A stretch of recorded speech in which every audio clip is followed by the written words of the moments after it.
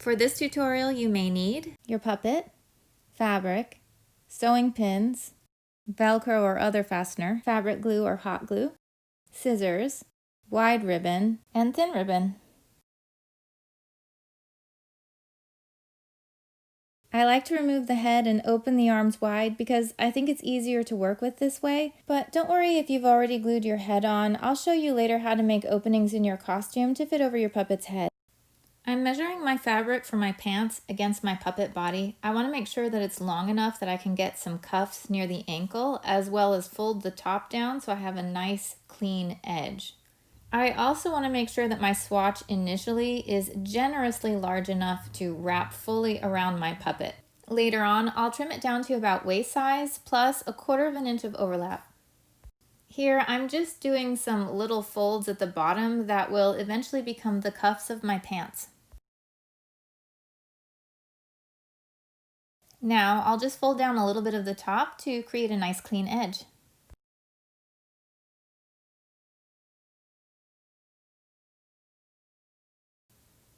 I've decided I want my pants to be a little bit bigger at the bottom than at the top, so I'm making a slightly angled crease mark to use as a cutting guide later on. If that feels a little complicated for you, you don't have to make it at an angle. You can keep your cut marks completely straight. Now that I know where one of my edges is, I'm going to measure it around the waist and make sure that I have 1/4 inch of overlap.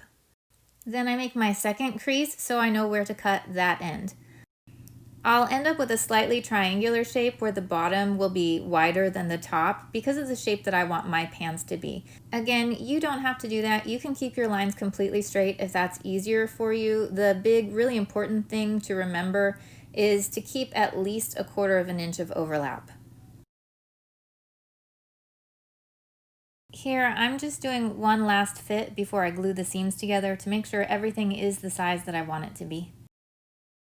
Now I fold my pants over, leaving that 1/4 inch margin so that I can glue right along the edge and fold the overlap up and over it. Sewing pins are super handy for helping to keep our fabric in the position that we want them to be in while we're working on other detailed parts. Now I'm going to glue right along the edge. Remember to keep it very thin and light. You only need just enough to adhere the fabric. Too much glue will just end up making a mess and could potentially ruin the project. Notice that I leave about 1 inch of my seam open at the top. This is where I'll put the Velcro later. I use a hot glue gun to adhere everything together because it's faster and easier for me, but if you want to use fabric glue, you totally can.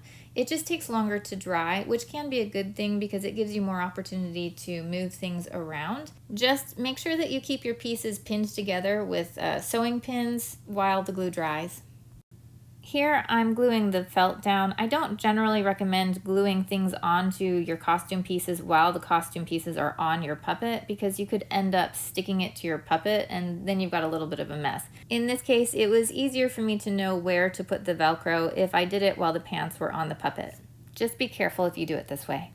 Now I'm marking where the top part of my inner seam is going to be. I use a dark marker because my fabric is dark and I know it's not really going to show up once my pants are put together. If your fabric is lighter though, you could probably get away with using something like a pencil, which would be easier to remove. Now I take my pants off and flatten them out, making sure that my seam stays on the outer edge.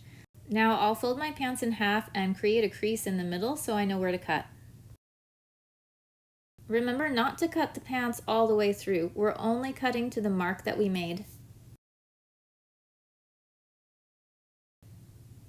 Now I'm going to lift my little pants legs up so that I can put just a dab of glue right there at the very top of the seam to hold the pants together in that area. Then on one pants leg at a time, I'll put a little bead of glue right at the edge and glue the top to the bottom. This will give me 2 separate pants legs. Just a little tip, it's easier to get the pants on if you bend your feet down almost in a ballet dancer position. To make the shirt, I'll use a piece of fabric that when folded in half is wider than the length of my arms and taller than the length of my torso. Then I lay my puppet flat out against it with the arms completely out and then start making marks for where I'm estimating I'll want my cuts to be. I have to consider the width of my sleeve very carefully because I'm going to want my hand to be able to slide in and out of it fairly easily. Then I'll lift the sides of my fabric up against the side of my puppet's torso just to make sure that I get enough of a margin to completely wrap around it. Notice that I make a very small diagonal mark right underneath the armpit where the sleeve meets the side of the shirt. This little diagonal cut mark helps me divide the overlap of the sleeve with the overlap of the shirt so that when everything is glued together, we'll have a nice clean transition. These measurements will vary from puppet to puppet, so you'll just have to use your best judgment and maybe a little trial and error. That's okay. Make a mark behind the neck to note where the center of the shirt is. Now fold the fabric in half again and use sewing pins to hold everything in place. You want a good sharp pair of scissors in order to cut through this many layers of fabric. Altogether, it's about 4 layers.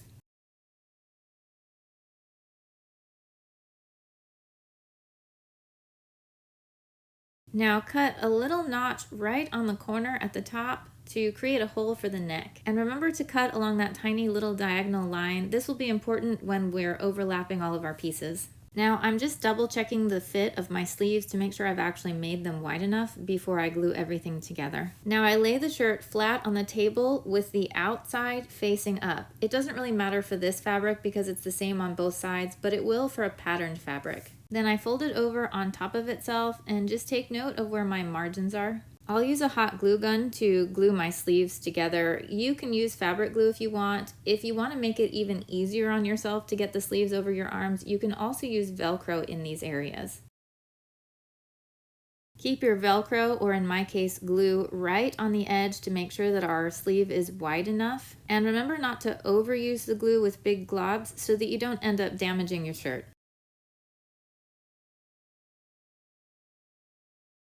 Now you can flip the shirt over and turn the sleeves right side out. It might be helpful to have a long, thin instrument to help push your sleeves through. In this case, I use a pencil. It made it a lot easier.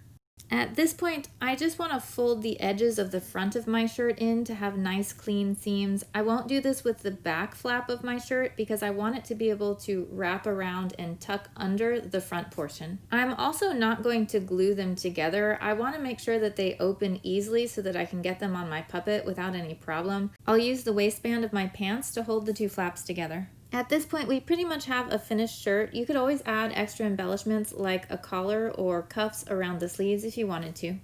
If you want to be able to get your costume pieces on and off your puppet while your puppet has its head on, you're going to have to create an opening somewhere. So let's take the shirt off and talk about a couple of possibilities. On the dress, I made the opening about halfway down on the back and used a piece of ribbon to cover the seam because I thought it was a nice pop of color. I also used Velcro as my fastener. On this shirt, it makes more sense to me to make my opening all the way down the front like you would have on a standard button-up shirt. Now I'll cut a strip of the same type of fabric that I can fold over into thirds to create nice clean edges and cover the opening with.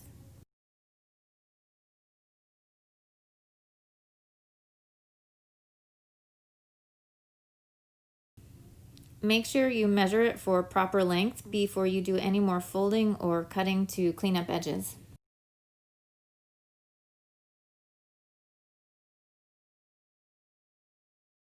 Now carefully glue it to only one side of the shirt. This way the shirt will still open, but the opening will be covered. You can add buttons here if you would like, little pieces of sequins or maybe small beads, whatever looks right to you.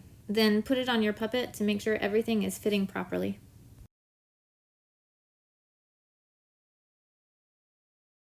Now let's do a quick fit of the whole outfit together to see how it turned out.